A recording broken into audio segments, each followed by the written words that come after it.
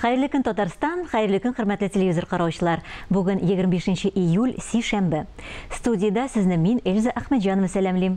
Tapşırığımızın ijad türküm bilan birgə işdə bulğanlarga oңышлы iş günləri, yoldagılarga motor yollar tilab qalabız. Көтәренке кәйф yoldaş bulsun үзегезгә. Бүгенге көнгә кирип калган кайбер вакыйгалар турында алдагы минутта кыскача булыр.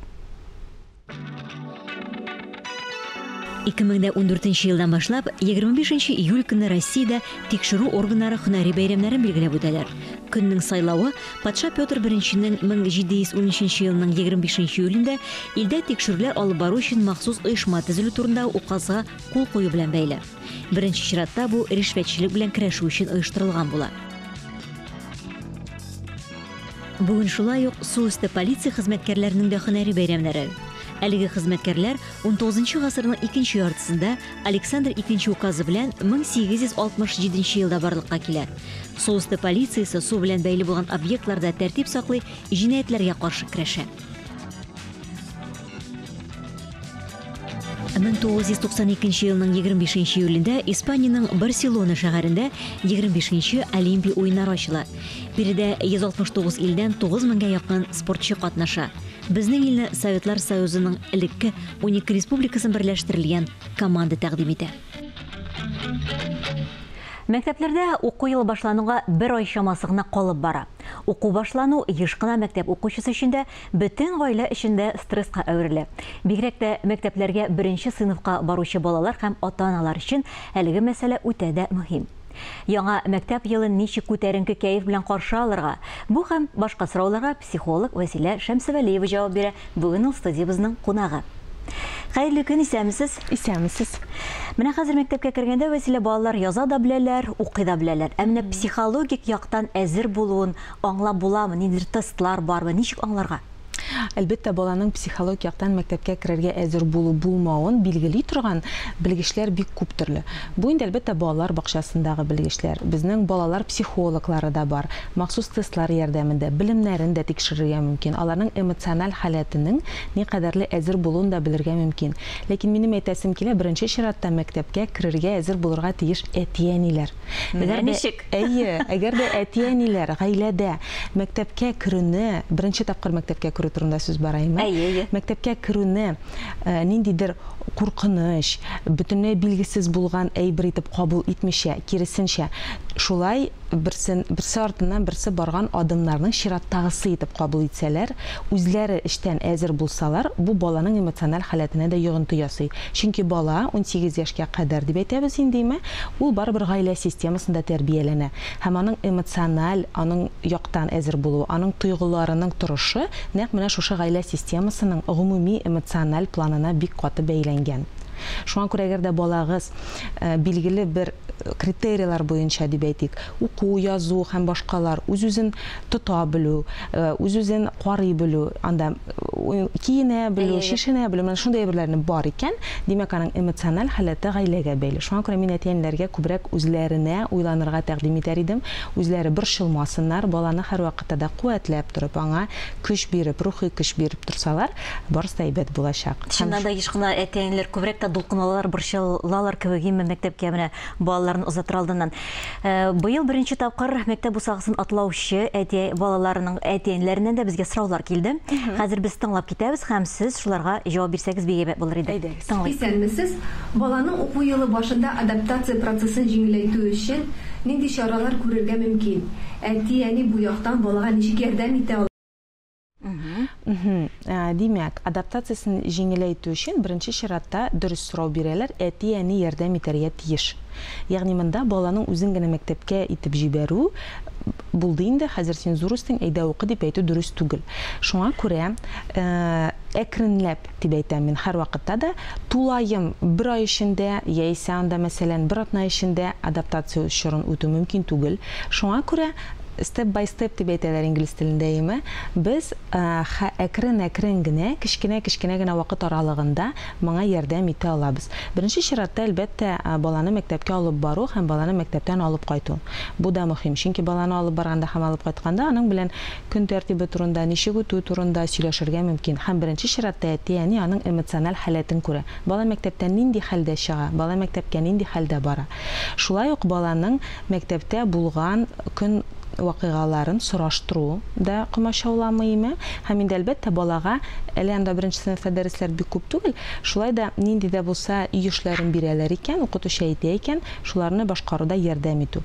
Бала иң мөһим әйберне аңларга тиеш. Мин бер үзем түгел. Мәктәп минем өчен яңалык. Бу минем өчен бөтенләй моңа хәтле күрелмәгән кешеләр, күрелмәгән дөнья, күрелмәгән эшләр. Һәм миңа монда ярдәм итүчеләрем бар. Ләкин аны сүз белән генә түгел, менә әти-әни аны сизәргә ярдәм итәргә тиеш. Алар чыннан да бала белән булырга тиеш. Туктале, син минем кырда утырып торасың, мин үз эшләремне башкарам, мин ноутбукта утырам, эшлим түгел. Менә чыннан да мин бала белән вакытымны үткәрәм икән. Булсын ул көненә 1 сәгать, 2 сәгать, ләкин ул сыйфатлы вакыт булырга тиеш. Мин тулысынча бала белән хәзерге вакытта элемтәдә торам, эмоциональ элемтә турында сүз бара. Бездә тагын сорау бар, карап киттек, тыңлап. Баланы яхшы укуга ничек дөрес итеп стимуллаштырырга кирәк? Баланы яхшы укуга үзе кызыклы сорау, әйеме бүгенге көндә яхшы уку кирәкме һәм кем өчен чыннан да кирәк? Ата-аналар өченме, бала өченме яхшы уку? Беләсезме, мин сорар идем үзем, сорау белән җавап бирдем. Яхшы уку нәрсә соң ул? Яхшы уку булырга мөмкин яхшы билгеләргә уку, мәсәлән, гел бишлегә генә уку. Яисә мәктәпкә барып, үзеңне тәртипле генә тотып, билгеләр, уртача гына билгеләр алып, ниндидер теге тәрбияви яктан яхшы булырга мөмкин име? Яисә яхшы уку беренче чиратта менә сез дөрес әйттегез, әти-әнинең теләкләренә ирешү булмасын ул. Бала үзе өчен яхшы укуның нәрсә икәнлеген үзе аңларга тиеш. Әлбәттә беренче сыйныфта ул аны белми, ләкин әти-әниләр аңа аны күрсәтә. Һәм менә монда әйтәсем килә, еш кына әти-әниләр бу Беләсезме, психологик яктан менә еш кына шулай булып чыга, үземдә булмаган әйберләрне минем баламда күрәсем килә.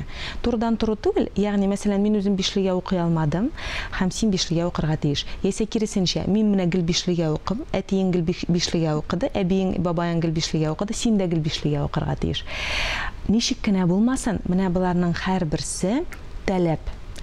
Әти-әни баладан таләп итәргә тиеш түгел дип уйлыйм мин. Үзем шәхсән, чөнки таләпне кую рәхәт ул. Менә ул таләпкә баланың ирешү мөмкинлеге бармы?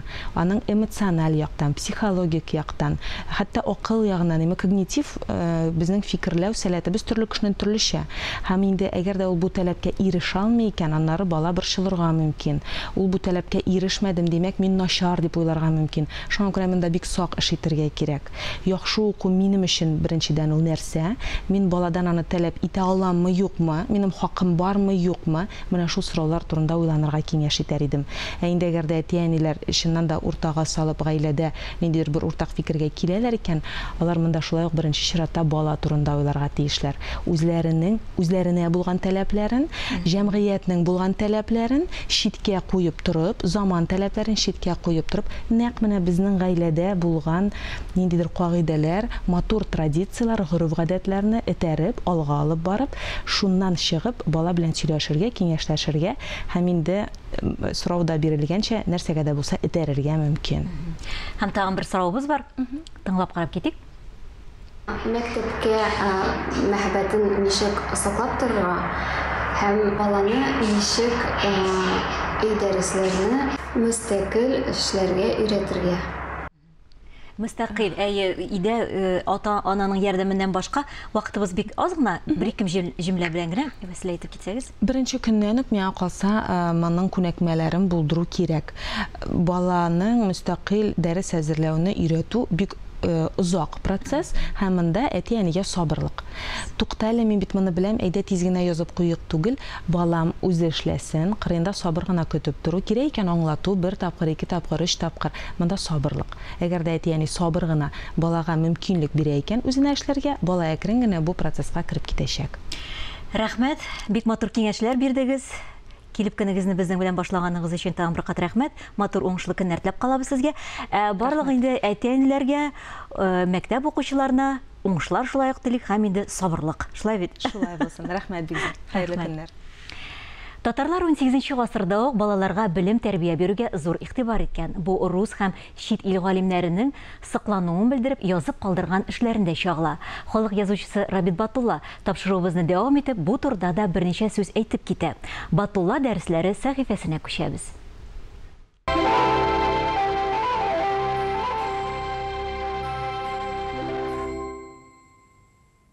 Исән саулармысыз, хөрмәтле тамашачылар.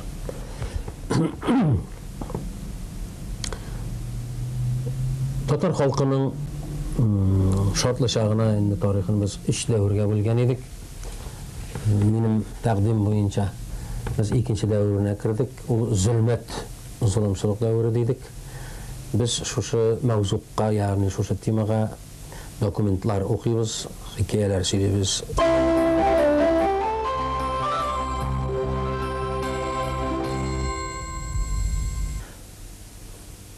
Татарларны маңкыртлаштыру, урыслаштыру, юкка чыгару өчен патша хөкүмәте нинди генә хәйләләр, нинди генә мәкерләр, ачыктан ачык булган кырыклар кулланса да, татар халкы һаман үзен исән саклый. Һәм рус зыялылары да моңа ярдәм иткән. Ләкин беләсезме, бер кызык хикмәт бар менә. Соңгы вакытта 50-80 ел алган вакытта татарларны надан, татарларны вахши дип, татарларны кансыз, бары тик яулап алып белән шөгыльләнгән дигән нигезсез документлар арасында татарлар шактый урын тота. Татарча эшле кешеләр һәм татарлар.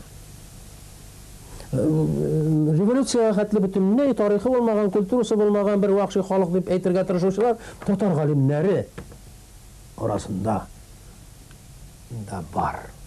Һәм берничә аз түгел. Менә шуларның берсе. Бу өлкәдә коммунист, галим Камил Фасиев аеруча күп хезмәт итте. Милләтебезнең мөхтәрәм зиялыларына яла ягу, халкыбызның тарихын бозып күрсәтү, кызарту һәм ялган интернационалләштерү, татарларны урыслаштыру ягъни өлкәсендә соңгы дәвердә ул шактый актив эшләде. Камил Фасиев. Менә аның бер хезмәтеннән кичкенә генә үзек.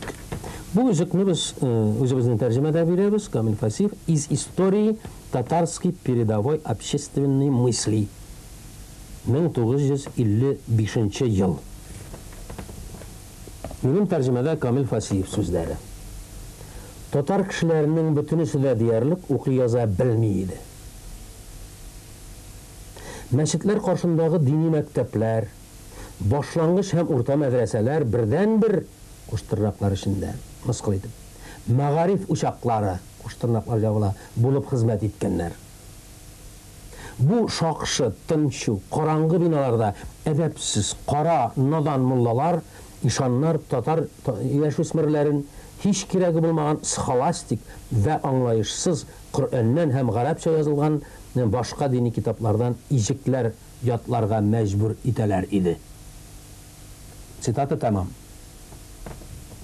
Менә моны галим кеше, коммунист кеше, дәрәҗә яулаган кеше язган. Үз халкы турында. Шулай дип язган.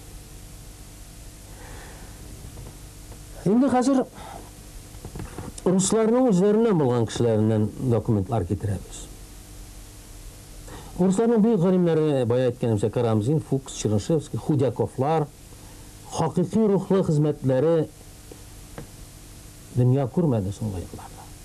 Читлекләргә ябылды. Хак статистик мәгълүмат яшерелде, юкка чыгарыла барды. Мәсәлән, 1769 елда рус галиме Рычков Русия буйлап Сибир ягына сәяхәткә чыга һәм юлда күргәннәрен терки бара. Цитаты башлана. Казан һәм Орынбор губернасындагы юлны күбесенчә татар авылларыннан узарга туры килә. Мин татарларның ничек итеп бала тәрбияләү кылуларын бик тәҗдинтекләп күзәттем. Аларны бала тәрбияләгәндә үти торган гадәт йолалары чын мәгънәсендә мактауга лаек. Чөнки алар үз балаларын сабый чактан ук үз яшәү кануннарын һәм кеше башкарга тиешле барлык вазифаларны танып белү рухында тәрбияли. Гыйбадәтханә һәм балалар өчен мәктәпләр бар. Кыз балаларда тәрбиядән читтә калмый. Ике фикер. Берсе татар галиме, икенчесе рус галиме. Берсе татарны шакшы дип сүзләре белән тасвирлый, икенчесе чиста һәм мактауга лаеклыгы турында сөйли. 1844 ел статский советник Карл Фукс Казан татарлары дигән китап чыгара. 1844 елда. Менә шушы китаптан мин баштагы дәресләремдә әйткән идем. Бу кеше турында аерым бер тапшыру кирәк дип. Менә фурсат чыкты. Аз булса да мин аның турында тирәнрәк мәгълүмат бирмәкче булам. Менә шушы китаптан минем тәрҗемәдә Фуксның сүзләре. 1844 ел. Цитата башлана. Укый яза белмәгән татар кешесе кан кардәшләре тарафыннан нәфрәткә дучар ителә. Һәм ватандаш буларак андый кешене санга сукмыйлар. Гомумән алганда Казан татарлары мәхәббәт гәүдәле. Мәчетләрдә миңа күрергә туры килде. Мин еш кына аларны сокланып күзәтә идем. Аксакалларның акыллы мәхәббәт йөзләре һәм минемчә борынгы Италияның мәшһүр рәссамнары үзләренең иске һәм яңа инҗилләрен, Евангелияларны сурәтләү өчен бу улпат картларның чырайларын үрнәк итеп алган булсалар, уңышлы булыр иде.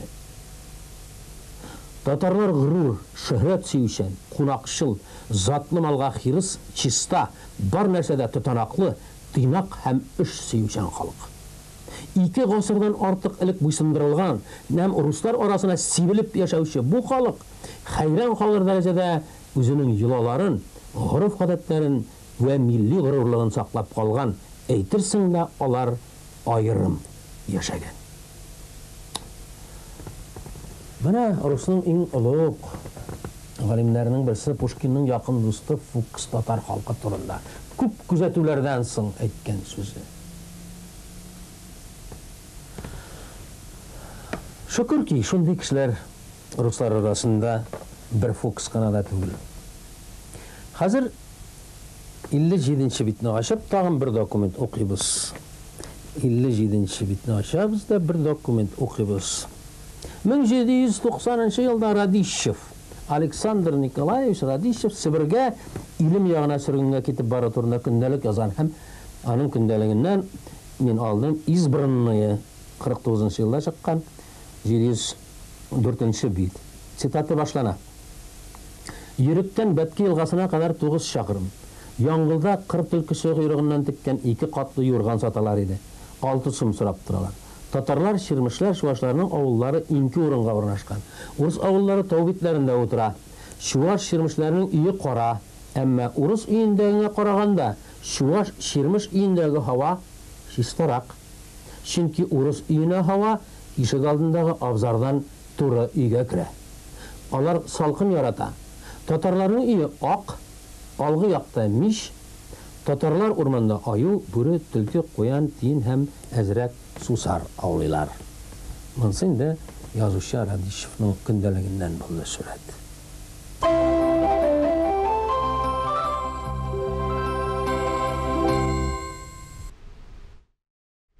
Бүгенгә шулар, мин Әзәк Мәҗәдов сезнең белән саубуллашам. Һәр көнегезне матур фикерләрдән генә башлагыз. Исән, имин булыгыз.